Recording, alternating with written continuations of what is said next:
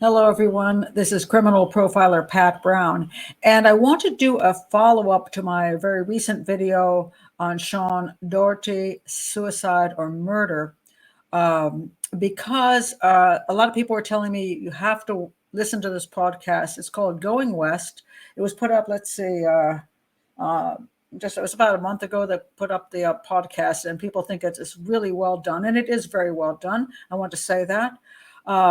And the podcast is very heartfelt. And during the podcast, they talk about how people need to sign the petition to get the case relooked at.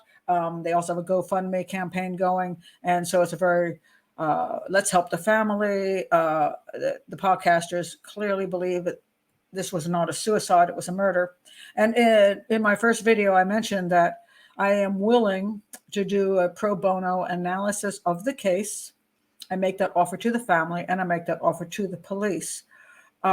During the video, you might have noticed that I found that the evidence at this point, from what I can see, is more supportive of the manner being suicide than the manner being homicide.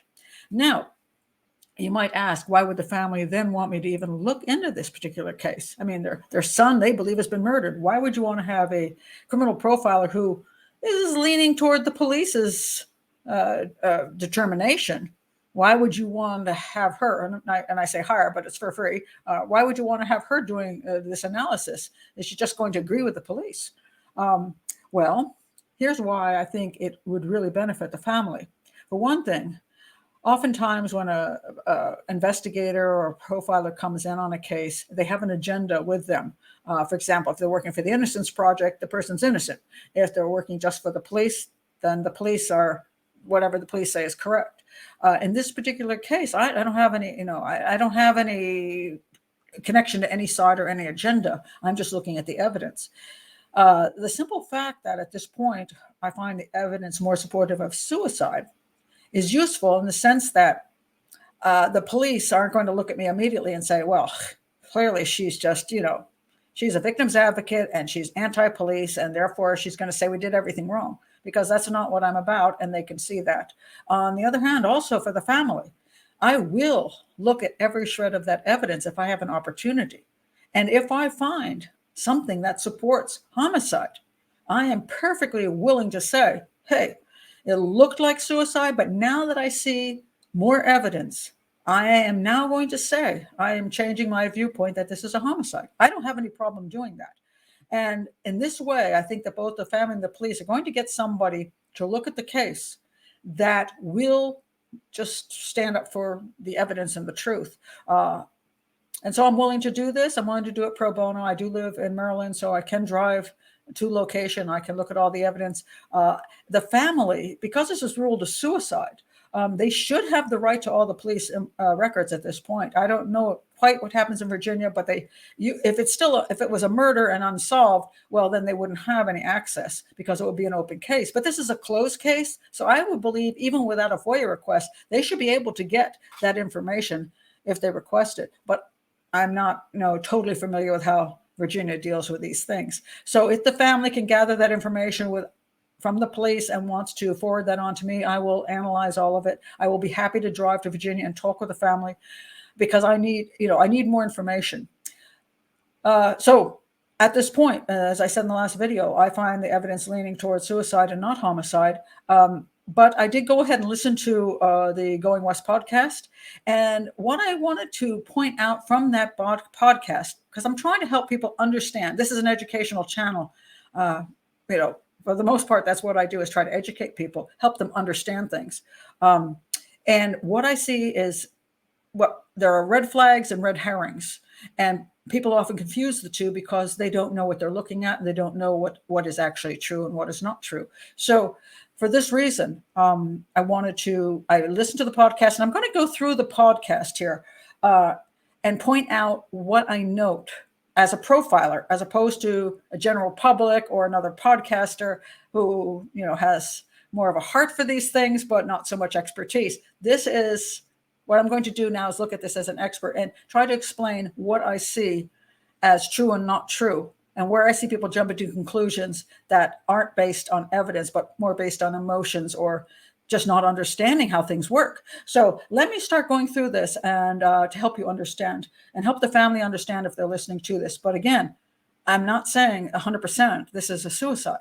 It's just from where I stand at the moment, I don't see a lot of evidence pointing to homicide, but there are interesting issues, and I will agree with the ones that are interesting and would be willing to look further into them to see if they are factual and if that would, the totality of the evidence that would then prove something that this is a homicide. So anyway, let me go ahead with this. So, okay, now starting at I put some notes down as I was listening to this, and let me just reiterate, just in case somebody's coming here and doesn't know what I'm even talking about. Let me just read the basics of the case. In April of 2022, a 12-year-old boy was found dead in his backyard, was hanging from a swing set, and the police ruled a suicide despite the baffling and bizarre details. Yes, the details are bizarre for a suicide. They're more unusual than most suicides. Despite the baffling and bizarre details associated with the crime scene, they ruled it a suicide.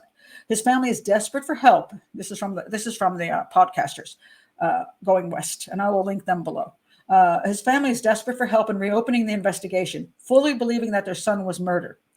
This is the story of Sean Daugherty, also known as What Happened to Sean. And as I said in the first video, a good portion of families whose loved ones commit suicide do believe it's actually homicide.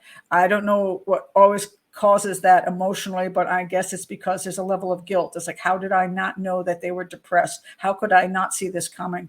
I could have stopped it if I had known. Sometimes I think it's like that. On rare occasions, it's really a homicide. And is this a rare occasion? And so that's what I'm going to get into again, looking at the details of this case. Okay, so to the podcast. The podcast starts out with saying, this case makes not one bit of sense, which is why we are here. And this is not exactly true. It makes not one bit of sense to people who are not familiar with suicide, who are not experts in the field. It makes not one bit of sense. But to me, it made a lot of sense. So it doesn't mean it's absolutely a suicide, but there's a lot more sense here than many people think. All right. And then they do a lot of heartwarming stuff, which is lovely, but it takes away from looking at the facts in a very objective way. So it starts out by saying here, so I'm going to go through a lot of things that they said in they're reading from the Facebook page, what was said on the Facebook page, the different posts that were put on the What Happened to Sean Facebook page, which is run by the family. So this is coming from them. The sister confirms that it was Sean. So what happened is his sister arrives home and ends up in the backyard finding someone hanging from the swing set, and that person hanging from the swing set has a bag over his head, a ligature around his neck, which is more like a cord, a thin cord, and a ligature, and then a bag over his head, and hands and pushed into a belt that's around his waist. So it's like his hands here and the belt's going around on both sides. The hands are on both sides in this belt. She says she could confirm that it was Sean by looking at his hands, which were discolored by a lack of circulation. I'm sorry, I stopped right there and I said to myself, how do you tell somebody from their hands? I'm wondering what kind of hands he had to notice that, because I couldn't recognize any of my kids from their hands. Believe me, absolutely not. Maybe if you'd just taken let's say your sister had just gone to the nail place and had specific colors on her nails, you would recognize that. Or if they had a tattoo or they had half a finger missing, but I'm not quite sure how you look at hands that are discolored and even know whose hands they were. And I found that just kind of odd, because one would think the first thing you do is pull the bag off the person's head that was hanging there so you could see who it was. And I don't understand why you would look at the hands and know it was the person rather than pull the bag off. But that's just something curious that I thought was interesting. Hands were discolored from lack of circulation. Okay, the discoloration, a lot is a lividity, because when they did say that he had been hanging there for quite a while, I believed that he had been hanging there for almost an hour when he was found. So there's lividity. Lividity is where the blood pools down through gravity And so it goes down to your feet, your hands, your extremities. So his hands that's where the blood pools when you have lividity. Then it said, so that's not quite, it wasn't just the lack of circulation that caused the discoloring, it was the lividity. So that's not quite accurate. His eyesight is so poor, he could not see without his glasses. How would he be able to do all of this without being able to see? Well, one thing is we don't know when the glasses were in the yard, sort of nearby. And I don't know how much you need to see. I mean, I don't know how terrible his eyesight was, but was it to the point where if he took his glasses off, he literally was legally blind? I mean, what was the issue here? So, if you're already basically have your basic setup, just because you don't have your glasses on doesn't mean you couldn't do the rest of it. You can pull things over your head. That doesn't require glasses. So I'm not sure what the point on that was. Then they said on the podcast, it doesn't make any sense how Sean could tie himself up with his hand so tightly bound that it would cut off his circulation. First of all, we don't know how tightly the belt was bound. The belt was around him, his hands were in it. Now, if you've been hanging there for an hour and the blood is rushing down there, well, not rushing, but sinking down there through gravity, your hands are not normal. So there's a swelling can be there. And we don't know how tightly bound they were to begin with. And also, what they're trying to imply is that the hands were by the sides and somebody had to put the belt around the hands and tighten it to the point, where the hands couldn't move. Somebody else had to do that. Not that he could have put a belt around himself very tightly and then pushed his hands down through under the belt. And that's what sometimes people do with suicide is they push their hands into somebody says, okay, now I won't change my mind because I can't get my hands back out quick enough. And therefore that helps me do what I want to do. That can be what happened. So it may not be that he was unable to push his hands down into the belt. So they're saying he couldn't have done it. Therefore it's a homicide. So you have to be careful there. It is possible somebody else put a belt around him and tied his hands up. But it's also possible he did it himself. So if you just go one direction and say, see, that's it, it has to be a homicide. That's not accurate. And then you can go down a rabbit hole really quickly without waiting for the totality of the evidence. All right. Then there's a claim that the broken glasses are indicative of a struggle. Well, it's interesting about this because there's a lot of acclaim here about the family that he was actually killed inside the house and then carried out because he had no dirt on his feet. He was carried out and put in this staged crime scene to look like some hanging doll. Well, if he was carried out, then there wasn't a struggle that took off his glasses. So you can't have it both ways. Why were his glasses broken and on the ground? I don't know. Maybe he just tossed them. I don't know.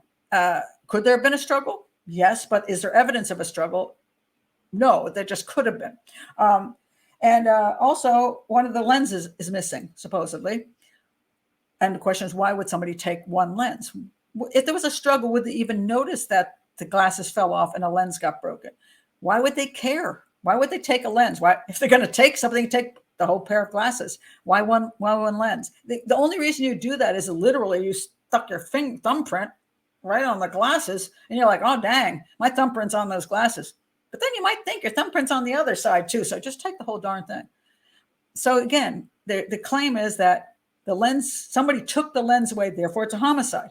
Again, I don't know what happened to the lens. I don't know because I don't know. But it doesn't mean anybody took it away who killed him. Let's go on. Here is the biggest problem that they say this all the way through the podcast, and they say it at the end of the podcast. This is their biggest point. At any point, the podcast should say, he could have saved himself by standing up, but he did not. Okay, now we're back to two different scenarios. Was he killed inside and then carried out and hung, or was he brought outside and hung? Okay, now they're saying if he went to hang himself, which is what they're trying to say, he couldn't have been doing that. Somebody had to hang him or kill him and then hang him because if he hung himself, at any point he could have just simply stood up. Well, first of all, let's stop there, right there. If he hung himself, he wanted to hang himself. If he was hanging himself, it was because he wanted to die. If he wanted to die, he wasn't going to stand back up and save himself. It doesn't matter that his feet were touching the ground. It doesn't matter that his knees were touching the ground, because the point is to die. And the whole idea is not to stand back up. And so there's this complete misunderstanding of how hanging deaths work. And let me stop here and I found 2 articles, and I want to bring them up because they really explain this really super well about hanging. All right, let's see if this is one of them. Death by hanging. All right. Ignorance about partial hanging. All right. And none of the people in the media, this is what the article says, mention the word partial hanging even once. Obviously, they've never heard of it. Such as a level of ignorance. Partial hanging, atypical hanging or incomplete hanging, means death by hanging in which the body is not hanging freely and part of the body is touching the ground. Victims may be found in various positions, including sitting, crouching, kneeling, or even lying down. Yes, you can hang yourself lying down. You can. In approximately, get this one, 70% of all suicides by hanging, the body has direct contact of some kind with a surface below. It is not necessary for the body to hang freely. This is what I tried to say in the first video as well. This partial hanging is extremely common because judicial hanging, which is what people think of, is like where you jump off a chair and you hang from the rafters of a barn or something. You're jumping, you're kicking a chair out from under yourself, and then you're dropping, and sometimes the higher bone gets fractured, and it's very ugly, shall we say, and it's scary. It's a scary way to kill yourself because the thought is that your neck is breaking, you're choking. The people seen it in the movies. They don't like the way it looks, so what they do is a partial hanging. And that simply means all you have to do is put something around your neck and tie it to something higher than you. And then you bend your knees, you sort of just limp yourself. And you can even do that in your bed, just lean out of your bed. And here's what happens, which is what people don't understand. Most people do not know that the carotid arteries and the jugular veins are so located that it requires very little force to compress, or they put quote and parentheses here, close, cut off, or occlude these vessels. It requires just 1 to 2 kilograms of force to close the jugular veins as they are closer to the skin. This is equivalent to the force needed to lift 1 to 2 kilograms of weight. The carotid arteries can be closed by just 5 kilograms of force. Even the vertebral arteries can be closed by 30 kilograms. So all they need to do is get pressure on the sides of their neck so that the blood does not go up to the brain. It can't return. And when that happens, you pass out. When you pass out, you sag. When you're unconscious, you cannot stand back up. That's how most of hangings happen. 70% partial hangings. That's what kids do quite often. As a matter of fact, when I think of the suicides that I have seen by hangings by young people, they're all partial hangings, and that's why the parents always say that didn't happen that way, because they're partially hanging from a curtain rod, or they're partially hanging from the closet rod, or they're partially hanging from something, and their feet are touching the ground, and they say, "Oh, it couldn't be because all he had to do was stand back up." But that's not the way you do it. You just lean into it until you pass out, and then you can stand back up. No, you can't. You can't stand back up. That's the whole point. Once you passed out, you're out, and by the time it happens, I forgot how quickly you die. I think it's within 3 minutes or something like that. Let me see. How long does that take? I think it's less than 3 minutes. That's the end of it. So that's something to really understand, that it doesn't take long either. So once you put something around your neck and just hang, it's over really quickly. It's a very effective method. Sadly, a lot of teenagers have been using this method. It's painless. It's not painful because all you're doing is passing out. So that's what people don't understand. And the other thing I want to point out is, if I can find this one. Oh yes, here we go. I found this article: increased suicide rates among children 5 to 11 years in the United States. All right. They have examined, then this was a report, this was from 2013 to 2017, so we're now 5 years even on from that. Examined the National Violent Death Reporting System, revealed that suicide is the 8th leading cause of death among children aged 5 to 11. And he was 12, 5 to 11. It's hard to imagine. The demographic data included 135 child decedents, of which 75% were male. So this is much more a male thing than a female thing. 75% which are male. 59% are white individuals. Average age was 10.6. The majority of the suicides occurred in the child's home, and specifically in the child's bedroom. So this was unusual. This is an unusual one. We're talking about red flags, red herrings. Red flag here might be that he was hanging from a playset outside. Why didn't he just hang himself in the bedroom? All right, so that's an interesting one. I put that as a red flag. So I'm going to explain different things between red flags and red herrings. When you say that he couldn't have committed suicide this way, that's a red herring. That's not true. He absolutely could have committed suicide. There's not a problem with that issue, by the way. He absolutely could have committed the crime of suicide himself.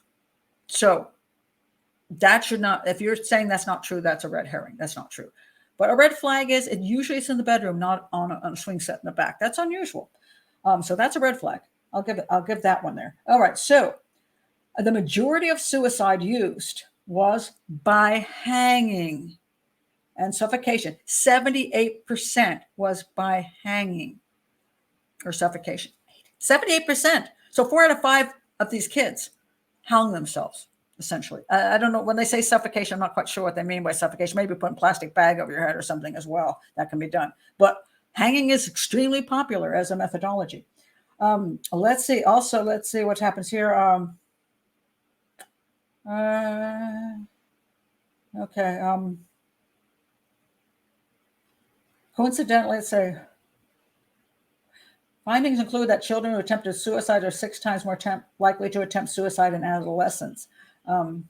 So obviously that we do have a problem with it. So I wanted to point that out because I think that's important to understand that A, he could have committed suicide, and B, the demographics say that it's very possible that at his age he would commit suicide. And a lot of people say, oh my God, a 12-year-old wouldn't do this. Yes, he would. And also 80% of the kids who commit suicide do it by hanging, and 70% of the hangings are not. They're the partial hangings, which is what this was. So you see, all that fits in. So there's no red flags there. All right. And she said, then she goes on a podcast and says, the string, or sometimes I'm a little confused whether the podcaster said this or the family or somebody there, but the string wasn't even tied properly to his neck to commit the act. Again, they don't understand that you're pressing here. You're not choking. So you don't have to have a full range of it. So it can look weird the way the thing is on your neck. Doesn't mean that wasn't suicide. Then it says, clean feet. All right. Gives them chills because he couldn't have walked. All right. So supposedly the family claims, and I'm going to say the phrase family claims over and over, not because I'm trying to say the family is lying, but I'm just trying to say information is coming from a particular place that I cannot verify, because I do have known that families will misinterpret, or even in a desire to prove that it's a homicide, will even not tell quite the truth about what happened in order to get people to think it's a homicide. So I'm not accusing the family, but I'm just saying I don't know. They claim that his feet were too clean. The police say that's not true. So they say he couldn't have walked in bare feet through the yard. And they said he would never have done that because he doesn't like walking in bare feet. Well, that's one of those silly things because, if you're about to commit suicide, you might not care about your shoes. There are times when you're in a situation where your mind is, you're really upset. you'll do things that you don't normally do, like commit suicide. So that's again more of a red herring than a red flag. But why were his feet clean? First of all, I don't know how clean they were. Somebody thought they were clean. I don't know what that even means. So they're basically saying that somebody had to carry him. Now, he's not that small a dude. So so somebody had to have some reason to carry him from the house and then hang him in the backyard. Now think about this. This is one thing that just makes no sense to me. There's a claim in the podcast of like, why didn't anybody see anything? There were like 6 houses that could look right down into his yard. I mean, the fences were only 3 feet high and people had second stories looking right into the yard. Why didn't they see anything? Well, exactly.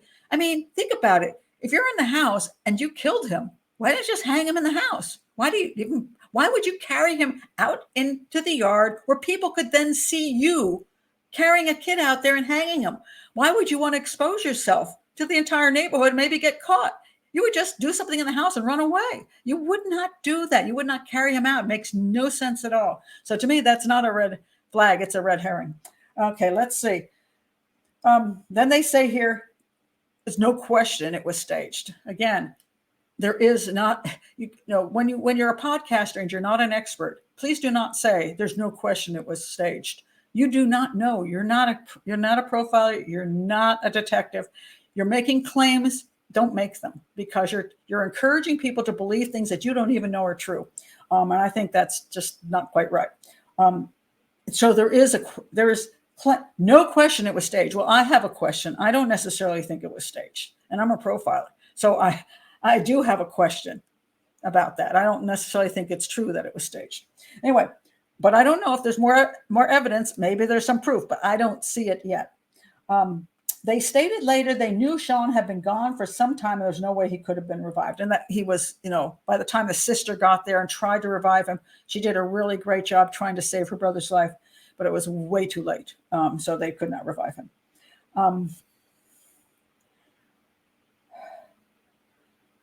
Then there's a whole bunch of things about the back doors unlocked. They said the family said the toddler was underneath like a pile of laundry in a chair or something, cried and seemed limping out of it.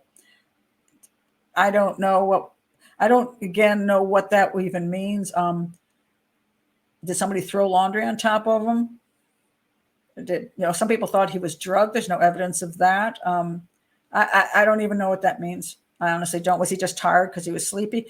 Did he crawl with the laundry? Was he left unattended for an hour? So he just wandered around the house? I don't know. I have no idea. Let's see. There was the back door is unlocked. Then there's supposedly the side gate was unlocked. Again, I don't know. They're trying to, the family's trying to say somebody therefore accessed the house. Possibly. Could be a red flag. Says a neighbor was outside with a landscaper. The neighbor saw nothing. The landscaper said, I don't know who did it, because at that point they knew that people were saying that he had been murdered or something. And the landscaper said, I don't know. So that was seemingly suspicious to people. Well, they just didn't see anything. And some people are trying to indicate that the landscaper was the one who killed the kid. I don't know why the landscaper would go over there and kill the child. I mean, is there any proof that he did that? I mean, don't point fingers at somebody you don't have any proof. And the neighbor just didn't see anything. Nobody in the neighborhood saw anything. And they're like, well, how is that possible? Well, guess what? It happened. That's not a red flag. Clearly, nobody saw anything. Well, and one of the reasons that may be that they never saw anything was that it happened so quickly. So if Sean was committing suicide and he had the plan and he just went out there and did it, it was done. Maybe just nobody saw it. Now, he would be hanging out there for an hour. Regardless of whether he was murdered or committed suicide, he would have been there for an hour. Nobody saw him during that hour. Maybe nobody just looked that direction. That happens. All right. So then it goes on. So apparently his face had no damage, which is a point, because when the mother looked at him, his face wasn't damaged. So he wasn't punched. Now, later on, they said that the little boy said somebody was punching his brother in the house, running after him, punching him. Again, I have no idea whether he actually said that or he imagined that or he saw that another day or he really saw it. Is that a red flag? Well, I don't know. It could be a red flag or a red herring. And you have to add that into the evidence. But he had no damage to his face. And usually when somebody's attacking you, your face may well get damaged. And he's got no damage to his hands either. Now, the mother said she thought she saw some blood between, like a little bit of blood between a couple of fingers, took a picture of it. I don't know about that. I don't know if it was blood. I don't know about that. But there is an autopsy here. Let me read what the autopsy says. He was found to have, they said, the podcasters saw the autopsy in a blurry form. I couldn't find it, but they found it in a blurry form on some, like one of these documentary shows. They throw things up there really quick, but you're not supposed to see it really. But they got some information from it. So I'll read what they said they saw. Found to have and then they couldn't read that, sloping ligature furrow on the front and sides of his neck, as well as behind the ears, consistent with a ligature. So he had a ligature around his neck. A few superficial abrasions on his forehead, right cheek, and shoulder, maybe from resuscitation efforts. Superficial. So we're not talking about somebody punching him or hitting him with something. And when you're taking somebody down, you're putting them on the ground and you're trying to resuscitate them and you're sticking things on them, you get some damage to the body. No life-threatening injuries or defensive wounds or scrimmage injuries. In other words, no sign of a fight.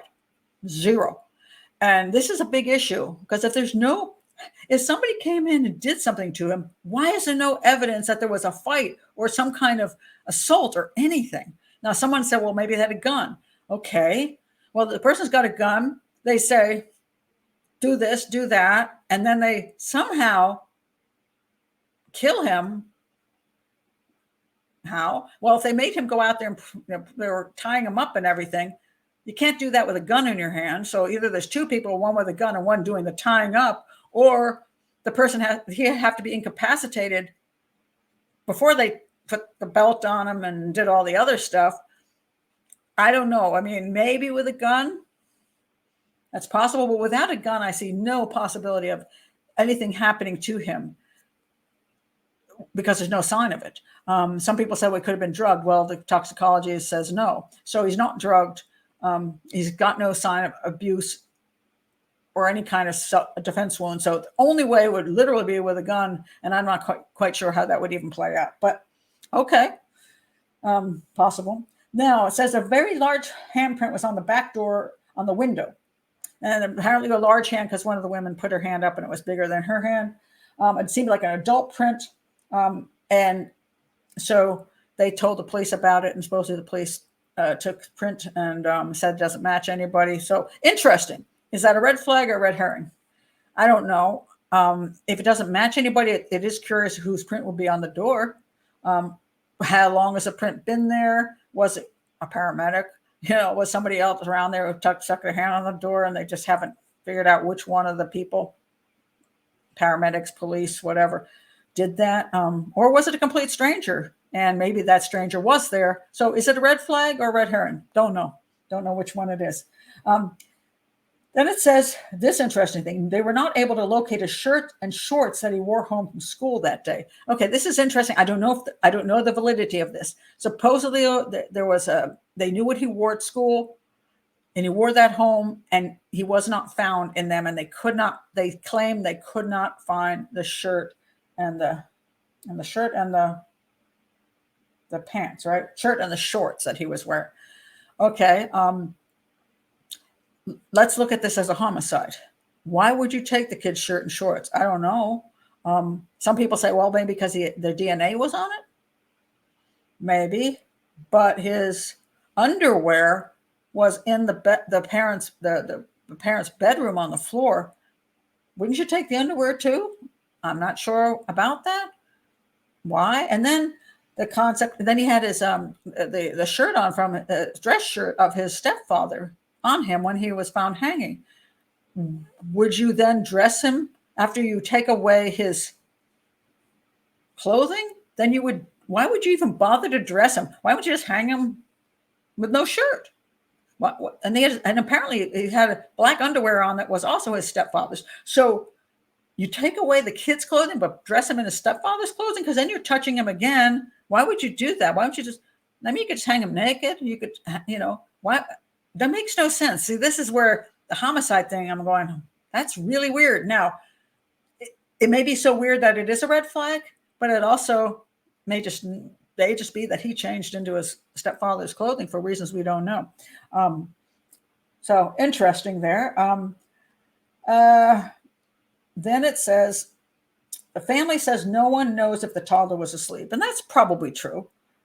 Later in the evening, he stated a man was in the house. Later in the evening, now again, there's a lot of time that passes. Did he hear from somebody else that, oh, maybe somebody, this child can hear. So did he hear people saying, oh my God, somebody killed Sean. Somebody attacked him. Yeah, somebody must have hurt Sean. And he said, I saw a man in the house. They can pick up things and then regurgitate them. Or did he really see a man in the house? Again, I don't know. Red flag, red herring, don't know.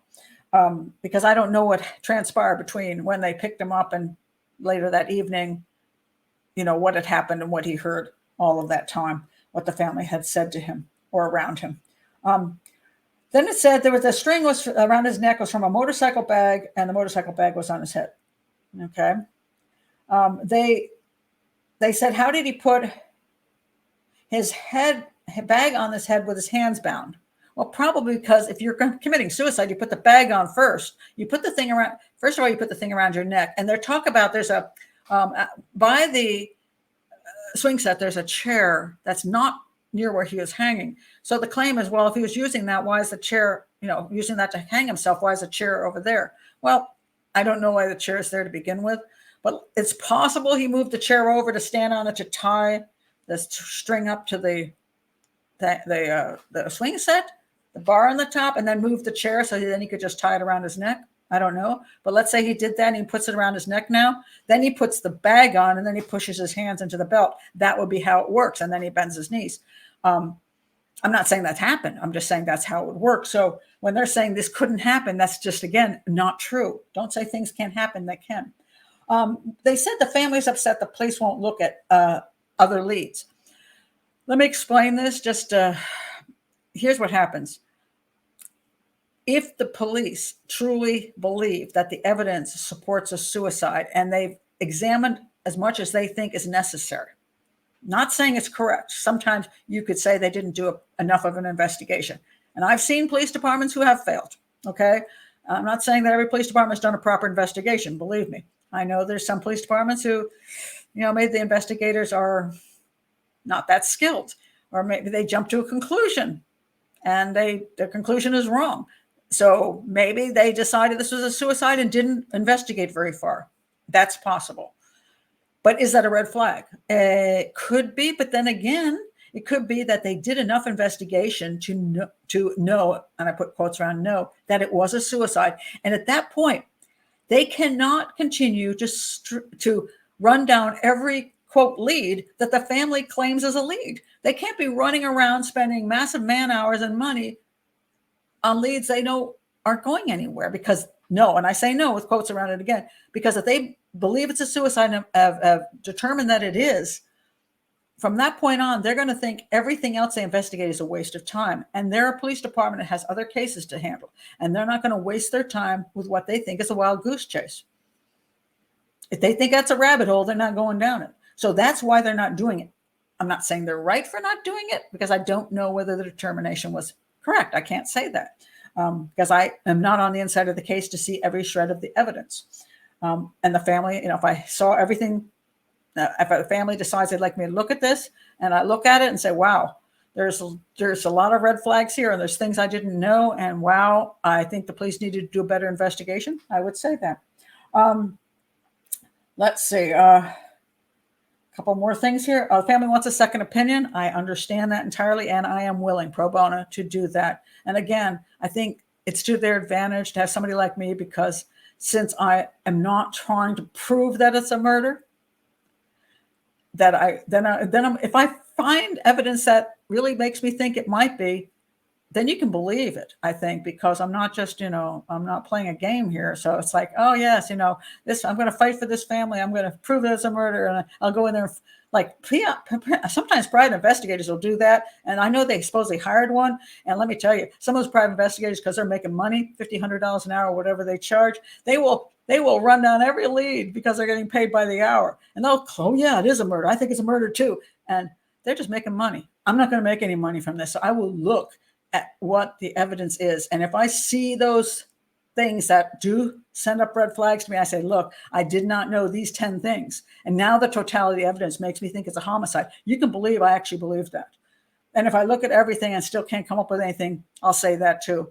I think, I try to be very objective in this. And all I can say is that from the outside, I can't say it's a suicide, but from the outside, so far, the evidence points to suicide. But there are peculiar things about the case. There's no question. And I don't know the accuracy of a lot of things. So unless I actually have access to that information, I don't know what the truth is and what the actual evidence is. So I'm open. I'm open to changing my mind on it, because my mind isn't totally made up. It's just from what I see so far. That's all I can say.